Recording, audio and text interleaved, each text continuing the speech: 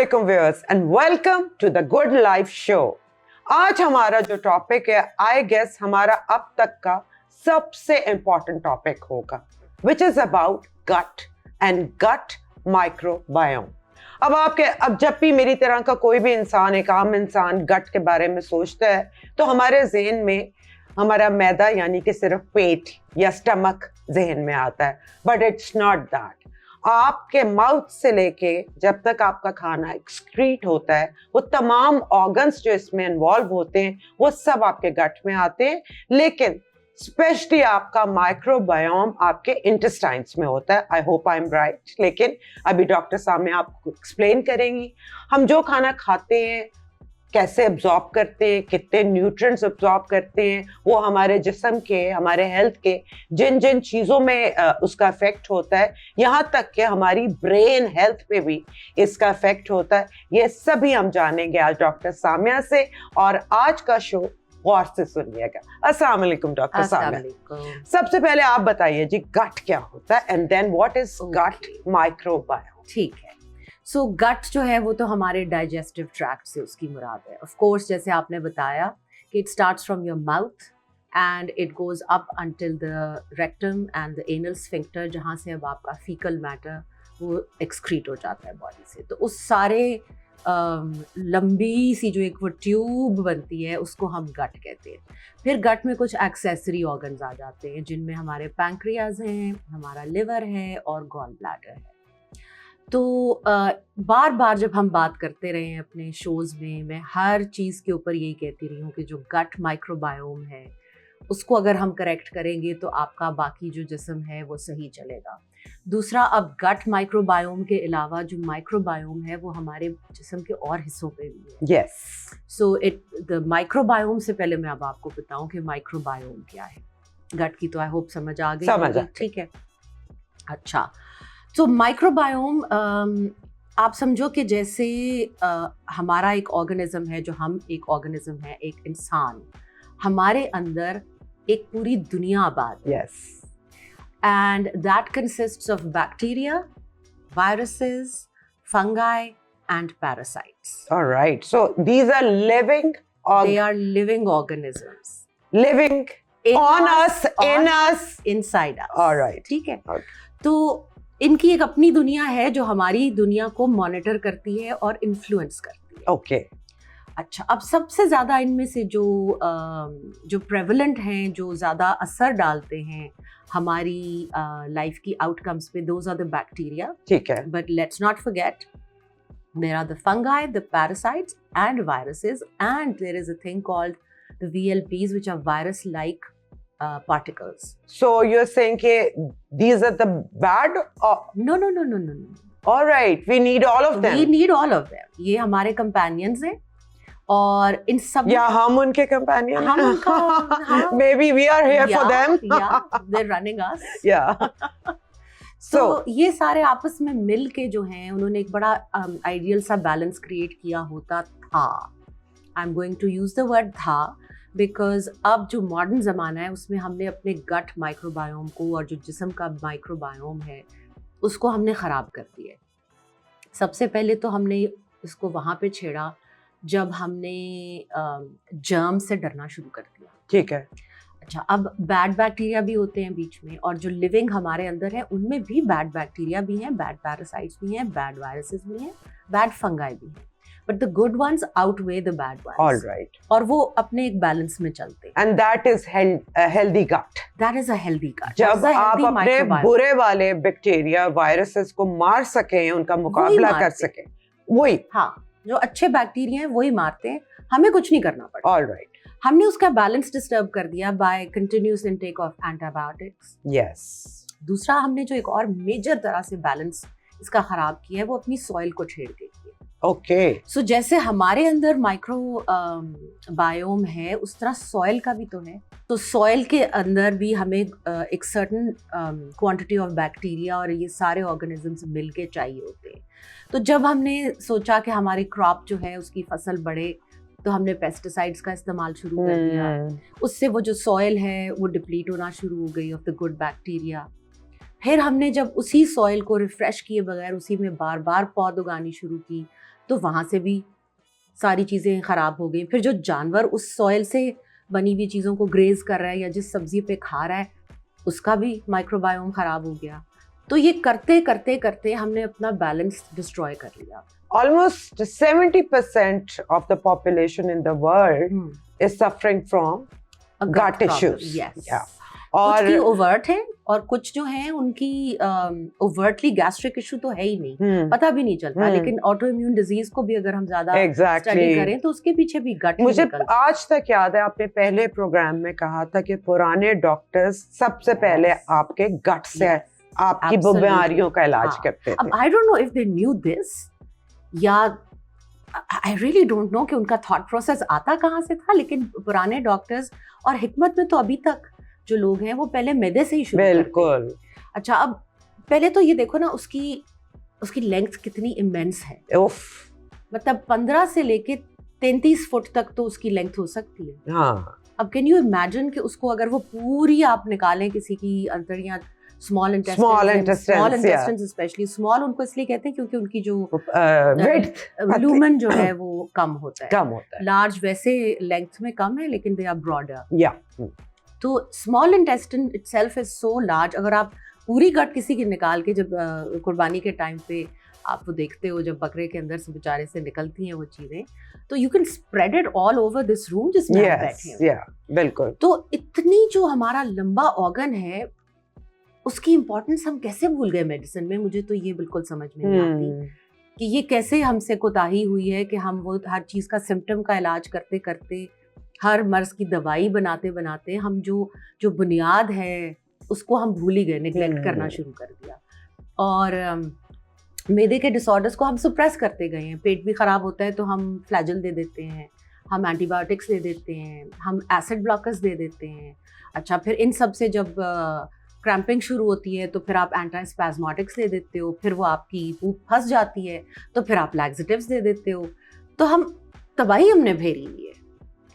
हम तो अपने मुंह में ऐसे ऐसे माउथ वॉश इस्तेमाल करते हैं कि हमने अपने माउथ का जो माइक्रोबायोम है उसको भी तो खराब कर लिया है। Oh my God. So soil से हमारा कनेक्शन ही खत्म हो गया। हमने बच्चों को अंदर बंद करना शुरू कर दिया, वो मिट्टी में जाके खेलते ही नहीं है। So they don't get immune to. Yes, Okay.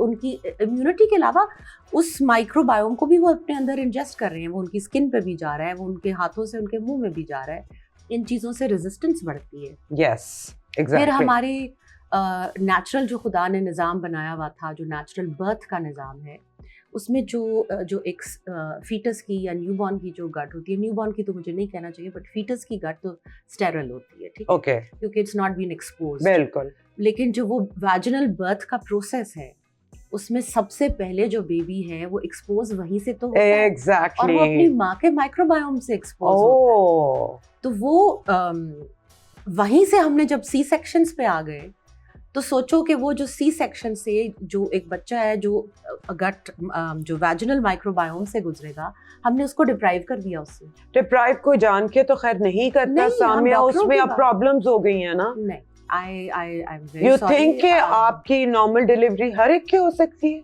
बड़ी आराम से हो सकती है अगर उसको एक तरीके से मैनेज करके किया जाए। ओके। अच्छा, normal delivery as opposed to C section में मसला ये हो गया जिस वजह से सी सेक्शंस बढ़ते गए कि मैटरनल मोर्टालिटी से और इन्फेंट मोर्टालिटी से डॉक्टर्स जो थे वो खौफजदा हो गए। बिल्कुल। तो उस चीज को, इंसिडेंट्स को रिड्यूस करने के लिए, क्योंकि इंसानी जान से बेहतर तो किसी चीज को नहीं समझा जाता। बिल्कुल। तो बहुत सारे डॉक्टर्स हैं वो कोशिश ये करते हैं कि जहाँ पे भी फिर रिस्क आने की थोड़ा सा भी चांस होता है वो पेशेंट से उस चीज को मैनेज नहीं करना चाहते। हाँ। ओके। तो it's a quicker option, it's a safer option. Obviously आपने फटाफट So you are saying कि अगर खुदा ना खास्ता कोई बहुत बड़ा मसला ना हो, one should always go for normal delivery. Okay. और फिर देखो एक जमाने में जो बर्थ्स होती थी वो घरों पे होती थी। यूरोप में तो अभी भी देखो मिडवाइफ्स हैं, हमारे यहाँ दाइयाँ। हाँ। उसमें अब क्या है, जब आपकी एक हॉस्पिटल बर्थ हो रही है तो जो बच्चा दुनिया में आ रहा है उसको जो सबसे पहले जो बैक्टीरिया मिल रहे हैं वो हॉस्पिटल बैक्टीरिया मिल रहे हैं। उसको वहीं से हमने उसकी तो बर्बादी शुरू कर दी ना। Hospital bacteria is the most resistant harmful bacteria on the planet. Because वहां पे तो सर्वाइव ही वो बैक्टीरिया करता है जो रेजिस्टेंट हो चुका होता है from all the Oh my God, you're right. सो ये जो हम लोग एज मेडिकल डॉक्टर्स भी जब हम पढ़ भी रहे थे तो we used to poo poo at the fact that like oh Allah ये यूरोपियंस इनको कितना शौक है नेचुरल बर्थ I करने का know. जबकि पागल तो नहीं हो हाँ, गए, टब में हाँ, बर्थ दे रहे हैं, पानी exactly. में बर्थ दे रहे हैं. now that everything about the microbiome is out in the open, अभी भी you will be surprised कि कितने डॉक्टर्स हैं जो इसमें बिलीव ही नहीं करते Still. हालांकि मेरे ख्याल से मेडिकल इश्यूज में और प्रॉब्लम्स में सबसे ज्यादा रिसर्च अब गट पे हो रही है. गट पे हो रही है, लेकिन अभी भी जो कंसल्टेंट्स हैं, स्पेशलिस्ट्स हैं, और स्पेशली बहुत बिजी डॉक्टर्स जो हैं जिनका वॉल्यूम ऑफ पेशेंट्स बहुत ज़्यादा है, टर्नओवर बहुत ज़्यादा है, वो इतना टाइम नहीं लेते कि वो बैठ के आपके गट माइक्रोबायोम सोचें कि यहाँ से ही उसकी बुनियाद गलत हो रही है. फिर देखो सी सेक्शन से जो एक दूसरी गड़बड़ होती है, वो जो माँ का कनेक्शन है बच्चे से थ्रू ब्रेस्ट फीडिंग, वो भी इंटरप्ट हो जाता है साइकिल. Yes. अब जो दूसरी सोर्स है बच्चे की हेल्दी माइक्रोबायोम की, वो भी हमने रोक दी. Okay. और वो जब वो जाएगा फॉर्मूला मिल्क के ऊपर तो फिर उसका माइक्रोबायोम तो हमने ऑलरेडी छेड़ दिया. वो नेचुरल तो उसके अंदर गया ही नहीं. वो जो IG आप मुझे ये बताएं, मैं इसी मौके पे पूछ लूं कि आपको बच्चे को फीड मैक्सिमम कितनी देर तक अपना दूध पिलाना चाहिए? That also depends on the health of the mother. It should be discussed with your doctor, but Minimum चलेगा? 6 months. Okay. 6 months. मैंने चलेगा. 6 months ही हाँ, फीड किया 6 था. months, yeah. You're lucky. I couldn't do it because I had a C-section. Yeah, I had a normal Yeah. delivery. Yeah. And mine was not an elective. अब तो एक elective C-sections का बड़ा रिवाज आ गया ना, कि जो आजकल की बच्चियां हैं, they don't want to go through the unpredictability of a sudden birth. So वो पहले ही अपनी एक Date decide कर लेती हैं. There are Oh. people who decide the date according to कि बच्चे की वक्त पैदाइश का क्या होगा और स्टार क्या होगा? हाँ. Can you imagine how ridiculous we've become as human beings? हम कितना दूर जा रहे हैं नेचर से. I know. और फिर उसी नेचर से दूर जाके जब बीमार पड़ते हैं तो फिर उसी नेचर की तरफ वापस भागते हैं. Exactly. तो एक कंफ्यूजन हमने मचाई हुई है. अच्छा, ये तो हो गया कि बर्थ पे आपका माइक्रोबायोम हाँ. कैसे होना चाहिए, बिल्कुल. इंट्रोडक्शन हाँ. उससे. ठीक है. गट का तो मैंने आपको बता दिया कि कितनी लंबी है. So let's give people an idea of how many of our little guests do we have. I believe they are in trillions. They are in trillions. Oh wow. And if we talk about just the bacteria, कोई 500 के करीब या 500 से भी ज़ायद तो उनकी species हैं, and they are the good ones. Okay. ठीक है. सो 500 के करीब तो डिफरेंट किस्म के बैक्टीरिया हैं और तादाद उनकी ट्रिलियंस में है. Oof. एंड अगर हम वायरसेस लाइक पार्टिकल्स की बात करें तो उसका रेशो आप ले लो कि 1 to 10 या 1 to 20 होगा. So if there is 1 bacteria तो एक बैक्टीरिया के साथ 10 वायरस होंगे या 20 वायरस होंगे. सो उनकी तादाद उससे भी ज़्यादा है. ठीक है. अच्छा, इनमें we say that they have their own brain. That's why we say I have a gut feeling. Yes. This is why, and for other reasons, which we'll go into our gut part 2 segment. Because the gut has to be related to 2 main functions in our body. The gut-brain axis, जिसमें हम बात करेंगे कि gut और brain का क्या ताल्लुक है. बड़ा गहरा ताल्लुक बहुत है. गहरा ताल्लुक. Yeah. And the second thing is your gut and your immune system. So we'll do 2 other shows if we feel And like then we will want to discuss each and every problem you have. Like I have a leaky gut. Yes. So I would like to know in have detail. IBS, Yeah. And I used to have leaky gut. I also used to have IBS. मैंने अपना IBS और leaky gut treat कर ली है. So we will But, discuss it in yes. detail. लेकिन हाँ, आज आप हाँ. explain करें कि हमारे जो इसका ताल्लुक हर ऑर्गन की हेल्थ से है, उसको थोड़ा डिटेल में पहले बताएं. हाँ. And then we'll take it a little ठीक further. है. अच्छा, अब इनकी जो जीन्स हैं, let me talk about genes. किनकी जीन्स? जो हमारे माइक्रोबायोम की जीन्स हैं. ये भी इनकी भी जीन्स हैं. जीन्स हैं. Ancient. इनकी एंशिएंट जीन्स हैं. And you'll be surprised that each person's microbiome genetic expression is individual. Oh wow. So when we talk about bioindividuality in functional medicine, when every time somebody asks me कि मैं उसी का diet plan मैं भी कर लूँ, तो आई discourage that, because जो प्लान मुझे सूट करता है वो तुम्हारे लिए नहीं है, जो तुम्हारे लिए प्लान है वो मेरे तो लिए इसका नहीं है। पता कैसे चलता है? इसका तो पता खैर टेस्टिंग से चलता है, लेकिन इसके ऊपर इतनी रिसर्च हो चुकी है चाइना में, अमेरिका में, यूएस में, यूके में, यूरोप में, everybody, this so much research on this that जब माउथ का बैक्टीरिया चेक किया गया था तो hardly any individual had the same genes. It's as like the other one. fingerprint, It's like almost like fingerprint. oh wow. Yeah. So इनके test भी हैं? इनके टेस्ट उससे क्या पता चलता उससे है? पता चलता है कि which ones do you have, and then you Okay. can test for the genes. Like इसका जो poop test है, that is the best test, the stool test. Okay. यहाँ पे जो stool test होता है, that doesn't tell you anything because वो सिर्फ चेक करता है कि आपके अंदर parasites हैं और harmful कुछ bacteria. कीड़े तो नहीं है? लेकिन जो असल इसका poop test है उसमें they will tell you exactly which bacteria is overgrowing, कौन सा good bacteria जो है वो कम है, कौन सा ज़्यादा है, कौन सा सही मिकदार में है, कौन सा harmful bacteria आपकी गट में है, फंगस में जो है कैंडिडा की अगर ओवरग्रोथ हो जाए. What is candida? It's a fungus Okay. which grows on sugar. Okay. So वो भी एक बैलेंस में रहे. Why is it always like मेरे ज़हन में आता है कैंडिडा आपके मतलब vaginal area में स्किन होता में है? भी कैंडिडा की स्किन पे भी it lives on us. Okay. Like Okay. like you know I told you it's part of our microbiome. हमारी नाक में अपना है, हाँ, आंखों में अपना हाँ, है, अभी स्किन already पे skin अपना पे है. अब Okay. उसकी ओवरग्रोथ कब होगी? जब हम उसको या ऐसा फूड प्रोवाइड कर देंगे जिसमें वो फ्लरिश करना शुरू कर देगा, या हम जो उसके जो बैलेंसिंग बैक्टीरिया हैं उनको हम तबाह कर देंगे. Okay. मे बी अगर एंटीबायोटिक्स का कोर्स किया, Yes. So if you notice कि अगर एंटीबायोटिक्स करो तो उसके बाद वैजिनल इन्फेक्शन 90% औरतों को होती है. Okay. सो वो इसीलिए या होती है, ड्राइनेस हो जाती है, यूटीआईज हो जाते हैं. हाँ, हाँ. क्योंकि फिर कुछ और उससे बढ़ जाता है. ओह, आपके हेल्दी बैक्टीरिया मर हाँ, जाता है हाँ. along with the Yeah. infection. Okay. अब ये जो कोविड वैक्सीन है उसके बाद जो है हमारे कुछ बैड बैक्टीरिया हमारी बॉडीज में बहुत बढ़ गए हैं. You and I got ourselves tested Yeah. And we both tested positive for Lot of bad things. Bacteria. हाँ, और जो कि इंडिकेशन तो यही थी कि किसी पॉइंट पे हमें उनसे इन्फेक्शन हुई है, सो सब क्लिनिकल सी इन्फेक्शन हुई है, but we had the antibodies which I mean in my life I could never have thought that I would have those, but basically that vaccine that we all got with, for COVID, उसने हमारे virus का जो हशर की है. Viral biome खराब कर दिया. हाँ, हाँ. सो एक चीज को आप सही करते हो तो आप चार तो और ये बिगाड़ तो देते हो. दुनिया जब से तरक्की की तरफ गई है, एक इजाद होती है, फिर बिल्कुल, सालों बाद पता चलता है कि बिल्कुल. उसके ये नुकसान आते हैं. Absolutely, हाँ. या तो उसका तरीका तो खैर हम अपनी जब सप्लीमेंटेशन की बात करेंगे तो there are ways to correct your gut microbiome also, जो हम प्रीबायोटिक्स एंड प्रोबायोटिक्स की बात करेंगे. अच्छा, मुझे सामने ये बताएं कि ब्रेन हेल्थ से इसका कैसे कनेक्शन? अच्छा, ब्रेन हेल्थ से तो इसका कनेक्शन इसलिए है ना क्यों because it is in direct communication with the brain.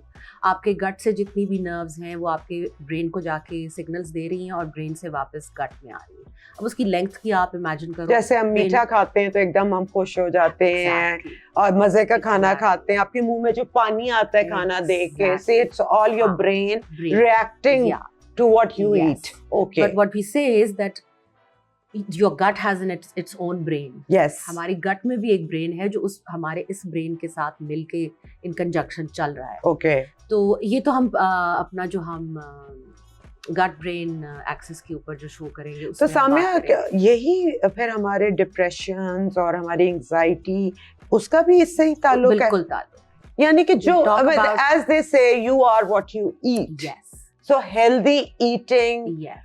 being close to nature, हाँ. और जो एक हमारा एंशियंट खाना था जो कि हमारे जीन्स उसी के यूज टू हैं, Absolutely. उसके Genes- करीब अब देखो रहना. ना, फिर I'm so glad you brought it back to genes. Genes जो है वो सिर्फ हमारी नहीं है ना. Okay, let's give you an idea of the enormity of the gene comparison. Ji. So just imagine कि एक इंसान में समझो 24,000 से ज़्यादा के करीब जीन्स होगी जो इंसानी जीन्स होगी. सो जीन क्या है? डीएनए में जो एक पार्ट होता है जो एक्चुअली जिससे हमारा आरएनए एक छोटी सा स्प्लाइस होगा. This is your DNA. Okay. Okay. अब इसमें जो इतना हिस्सा है ये एक्टिव है. ठीक है. सो इससे जो ट्रांसक्राइब होगा वो आरएनए एक मैसेंजर आएगा, वो यहाँ से मैसेज उठाएगा और आरएनए के तौर पे वो लेके जाएगा. उससे एक प्रोटीन सिंथेसाइज होगी जो कि हार्मोनल भी हो सकती है, जो मसल प्रोटीन हो सकती है, कुछ भी हो सकती है. So gene is that part of the DNA which is the active part which transcribes into some kind of phenotypical outcome. मुझे कुछ समझ नहीं आई, but I hope मेरे audience को समझ I आए. hope You need to be a doctor to know all this. Anyway, हमारे आप इसको इस तरह कह देते हैं कि जो सदियों से इंफॉर्मेशन और जो हम हमारी जिस्म उसको लेके चल रहा है, वो those are your genes. वो हमारी जीन्स है. जीन की ट्रांसक्रिप्शन जो है वो चेंज भी हो सकती है और उसको हम मॉडिफाई भी कर सकते हैं. Obviously with environment Yes, जो जिस तरह इवॉल्व हाँ, हो रहे हैं हम, और जो चीजों से कम अक्रॉस हो रहे हैं, उसका अपना असर वो बीच में आता जाता है. ठीक है. अच्छा, अब देखो 24,000 ह्यूमन कोडिंग जीन्स हो गई, और उससे अगर कंपेयर करो तो एनीवेयर अप टू 200 मिलियन जो जीन्स हैं वो हमारे गट माइक्रोबायोम की हैं. अच्छा, वो किस तरह काम करती है? वो उसी तरह काम कर रही हैं जैसे हमारी जीन्स कर रही हैं, लेकिन वो माइक्रोबायोम की हैं. सो अब उसका मैं तुम्हें एनॉर्मिटी ये बताना यही चाह रही हूँ कि जो हमने अपने गट में बैक्टीरिया पाले हुए हैं वो हमारी जीन ट्रांसक्रिप्शन को और कोडिंग को भी इन्फ्लुएंस कर रहे हैं. क्योंकि एक सिंगल लेयर ऑफ, यानी जो सदियों की मेमोरी हमारी जीन्स में होती है, it's still there and it keeps on changing with the environment and they work in like मिलके, आपस में मिलके कर. ठीक है, कंजंक्शन, सॉरी. ठीक है. अच्छा, अब जो गट की जो लाइनिंग है ना वो एक सेल थे ना सिर्फ. सो जो हमारा जो लूमन है इंटेस्टिन का, जो बीच में जो सुराख है, जो उस सुराख में जहाँ पे फूड आता है डाइजेस्टेड पेट से, उसके और गट लाइनिंग के बीच में एक म्यूकोजल लेयर होता है. ठीक है, म्यूकस होता है. जब यू नो व्हेनेवर यू कॉफ, जो एक व्हाइटिश सा फ्लेम सा, यस म्यूकस आप लोग समझते ही होंगे. बिल्कुल गदूद सा जो होता है आपके अंदर. सो mucus is the barrier between that intestinal lining and the lumen. ठीक है, अब उस इंटेस्टिनल म्यूकस के अंदर और गट के अंदर जो हमारा गुड माइक्रोबायोम है वो सारा रहता है. अब एग्जैक्टली उस एक सेल की लाइनिंग की पतली सी दीवार के पीछे हमारे इम्यून पैचेस हैं सारे. एक पूरा इम्यून सिस्टम बैठा हुआ है जिनको पेयर्स पैचेस कहते हैं.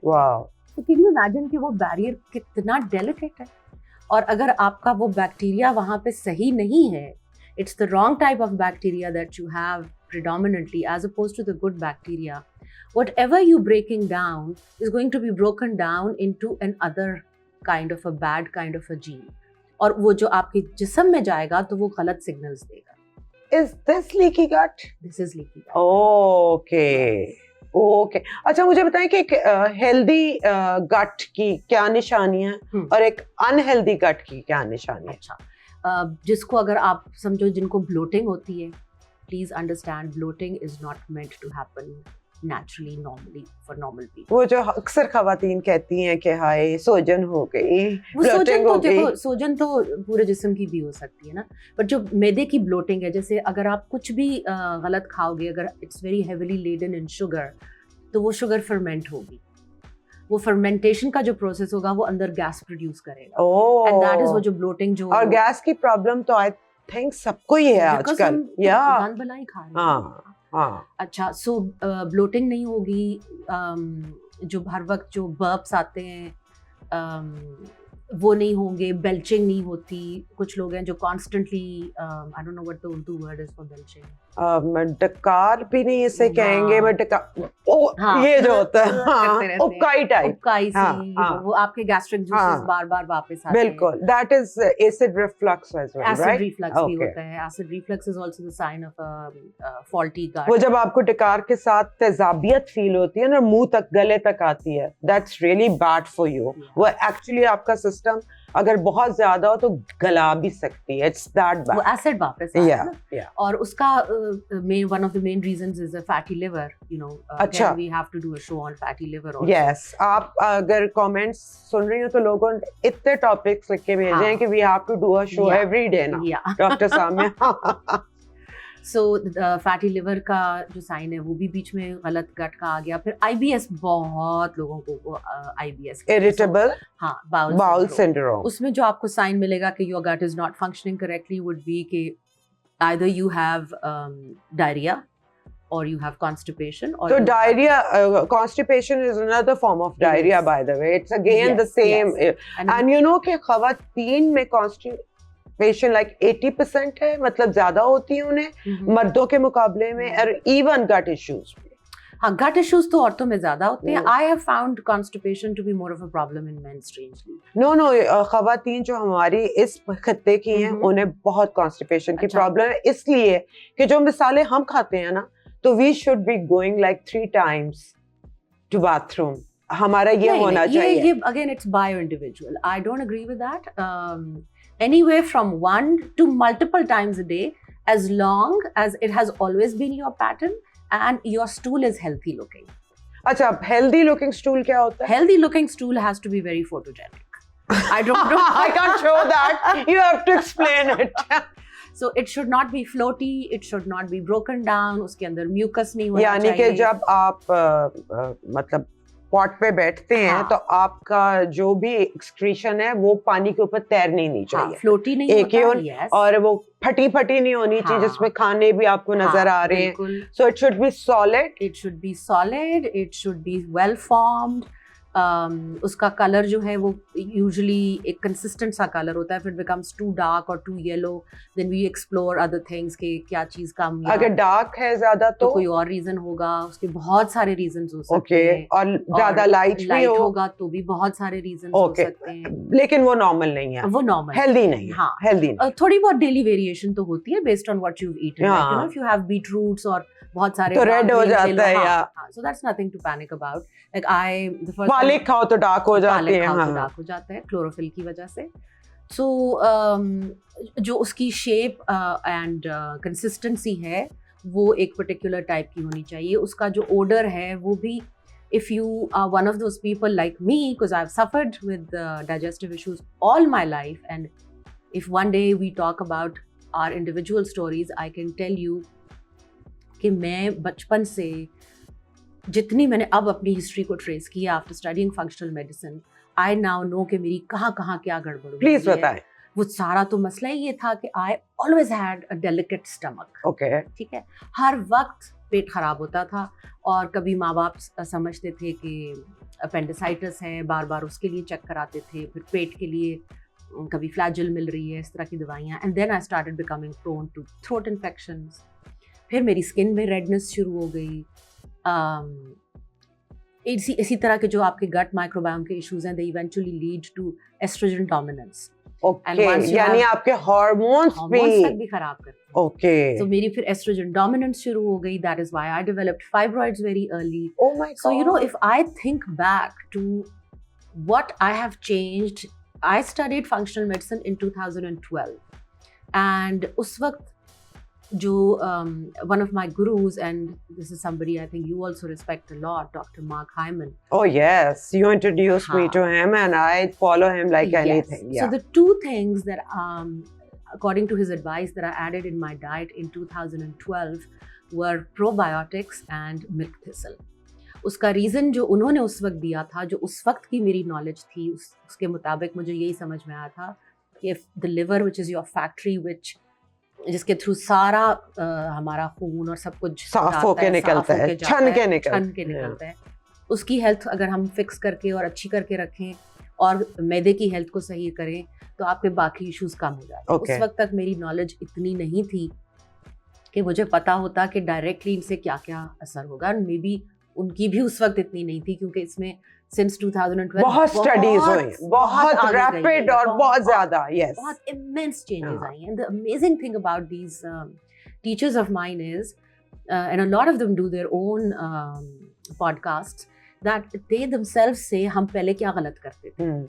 तो सामिया, आप जो ये कह रही हैं, तो आपने क्या गलती की थी, या I think आपके साथ क्या हुआ? मेरे साथ ये हुआ था, my mother was not able to breastfeed us.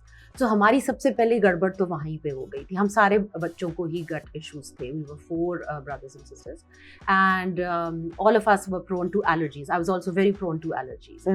अच्छा, so first thing that we were deprived of was the mother's milk. Okay.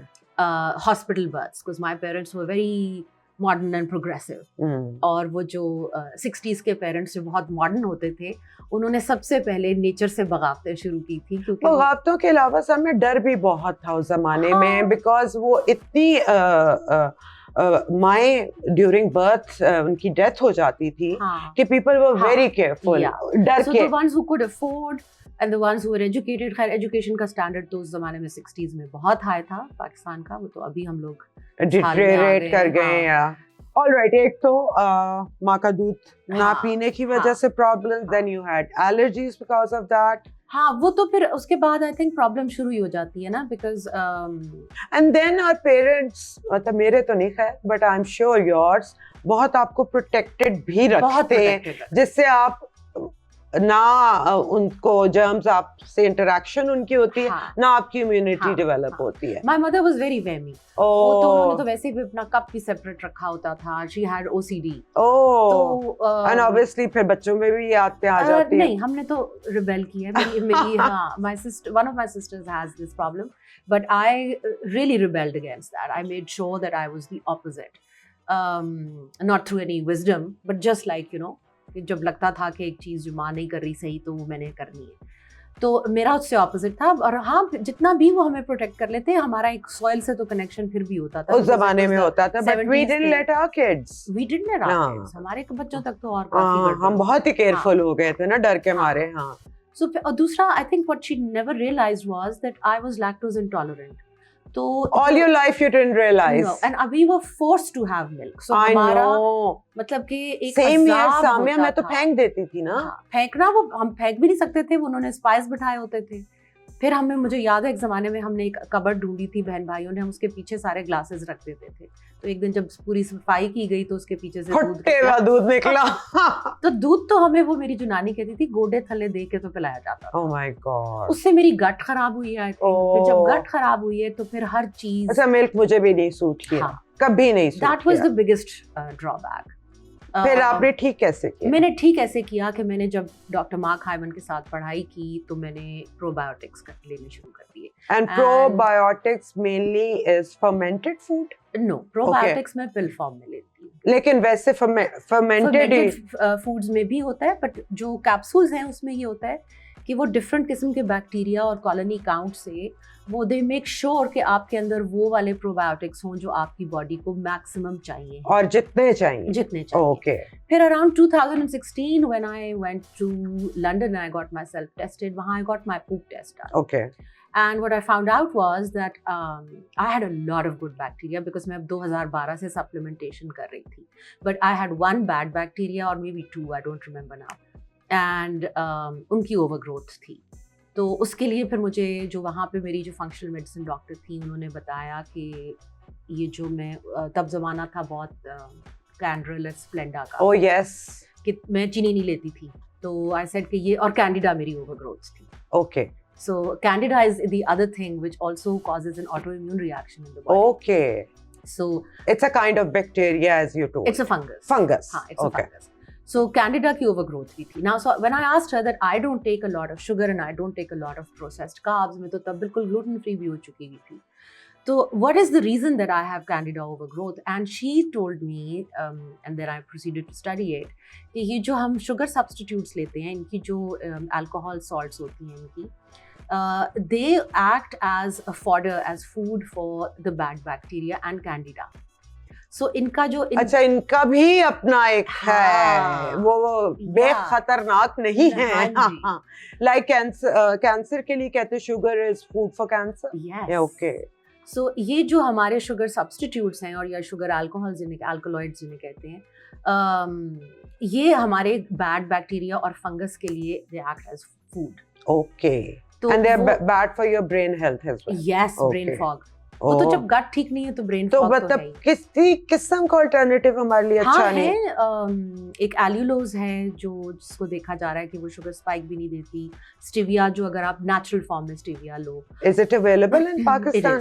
Natural form? हाँ, stevia is available in the natural. तो उसको क्या क्या कहना है हमें, नेचुरल स्टीविया दें? वो आप खुद पैकेज पढ़ो, उसकी जो ड्रॉप्स हैं, वो यूजुअली जो टिंक्चर्स मिल रहे हैं वो बिल्कुल नेचुरल हैं। और फिर कुछ पैकेज जो सैशेज में भी मिल रही हैं जिस पे लिखा हुआ है प्योर स्टीविया, उसको जस्ट चेक कि उसके अंदर कोई उन्होंने शुगर अल्कोलॉइड्स और अल्कोहल्स तो नहीं मिक्स किए हुए, ये हम्म। चेक कर लो। तो उससे पता चल जाता है। कई दफा उसके टेस्ट को पैलेटेबल करने के लिए दे मिक्स तो क्या क्या हो तो नहीं लेना? क्या क्या हो तो नहीं लेना। स्टीविया के अलावा कुछ भी बीच में मिक्स्ड हो तो मत it has to be just Yeah, stevia. yeah, okay, ठीक है। Xylitol is okay to have with sugar spike में, शायद वो इतना आपको डैमेज ना करे। लेकिन फिर अगर now I am talking about a very particular thing कि आपका गट बैक्टीरिया, ठीक है। That's why I am like a little hesitant in saying कि बिल्कुल नहीं लेना, because it totally again depends on your bio individuality. ठीक है। If you have a candida overgrowth, then you are advised not to take even stevia then. Okay. So उसको भी avoid करो। सो bloating, inflammation, belching, खट्टे डकार और इस तरह की तेजाबियत, हाँ। इसके अलावा कुछ सिम्टम्स हैं? खूब सबसे बड़ा symptom वो भी आपको आपने बता दिया, हाँ ठीक जी। है। I can't think of anything. और अच्छे गट की क्या निशानी है? अच्छे गट की निशानी ये सब चीजें ना होना। Okay. You need to be regular in your bowel movements. Constipation depends what you call constipation. Agar say you are a person who's always gone 4 times a day, and then all of a sudden you're going 1 time a day, then you are getting If I tell you constipated. about my constipation, You you'll are- be yeah. shocked. I was severely Yes. constipated. जब से आपने मुझे probiotics introduce कराया और फिर मैं ये fermented जो सॉरक्रॉट और इस तरह की चीजें भी जो हमारी ओरिएंटल खाने हैं उनको मैंने ऐड किया है, तो अब मैं once a day रेगुलर हो गई हूँ, वरना आई हैव बीन कॉन्स्टिपेटेड इस लेंथ पे 1 month, That is once in a incredible. month. Can you imagine? Yes. What a relief it is. आपकी स्किन कितनी बेहतर होती है, आपका मूड कितना mood बेहतर कितना होता है। होता So it was that bad. और उसके बाद मतलब I feel so much better, और इसमें एक्सरसाइज ने भी मुझे बहुत हेल्प किया है। Of course. और एक और चीज जो मैंने थोड़ा बहुत रिसर्च किया था while I was trying to conceive my second baby, जो कि नहीं हुआ, कि कॉन्स्टिपेशन और गट हेल्थ का इस पे भी बहुत असर पड़ता है। बिल्कुल है, बिल्कुल। So you know, जो आपको मैं the reason that I spoke about how many gut bacteria there are और microbiome की genetic expression कितनी ज़्यादा है, वो reason बताने का यही था कि वो आपके हर bodily function को वो affect कर रहे हैं। आप कुछ भी खा रहे हो ना, तो ये पहले सोच लिया करो कि आप उनको अच्छा खाना खिला रहे हो कि नहीं, क्योंकि जो वो अच्छा उनसे दोस्ती रखनी है, उनसे दोस्ती रखनी है, और अच्छा नेचर के करीब, हाँ। प्योरिटी के करीब। और आपको पता है डॉक्टर सामिया ये इतनी दफा कह चुकी हैं, प्रोसेस्ड खाने छोड़ दें, गंदे तेल छोड़ दें, सरसों, ऑलिव, नेचुरल इस्तेमाल करें। मतलब सरसों तो वैसे भी जिसे कहते हैं ना सस्ता भी इतना है और इकोनॉमिकल है कि आप इजीली उसका इस्तेमाल कर सकते हैं। अच्छा डॉक्टर साहब, मैं आज का शो एंड करने से पहले आप मुझे सिर्फ ये बताएं कि मेजर प्रॉब्लम्स जो गट की आपकी लाइफ में आती हैं वो कौन कौन सी? अच्छा, IBS सबसे प्रिडोमिनेंट है, ठीक है। फिर सिलियाक डिजीज, गॉल ब्लैडर के इश्यूज बहुत ज़्यादा हैं, लिवर और गॉल ब्लैडर के, digestive issues, simply digestive enzymes not being enough. We have also ruined our stomach acid by taking acid suppressants. तो हमने वो जो एसिडिटी है टमी की वो ख़त्म कर दी है. सो सबसे ज़्यादा जो प्रेवलेंट प्रॉब्लम पेट से ही रिलेटेड मेरे पास आती हैं वो होती हैं कि हमें कॉन्स्टेंटली IBS है. IBS का लफ्ज़ एक ऐसा लफ्ज़ है जो बहुत एक आध डेकेड पहले पाकिस्तानी पब्लिक को, डॉक्टर्स को भी समझ में आ गया था, तो पेशेंट्स को भी समझ में आ गई है कि IBS है. So a lot of them come and say it themselves. Few people have come and said हमें ulcerative colitis diagnosed हुआ था. You know, my susar, my father-in-law is suffering from it, and it's such a painful disease. Colon cancer is another colon disease. Cancer, and that's more in men. That's more in men. Yes, yes. But it is also very common, and that is again because of your gut microbiome.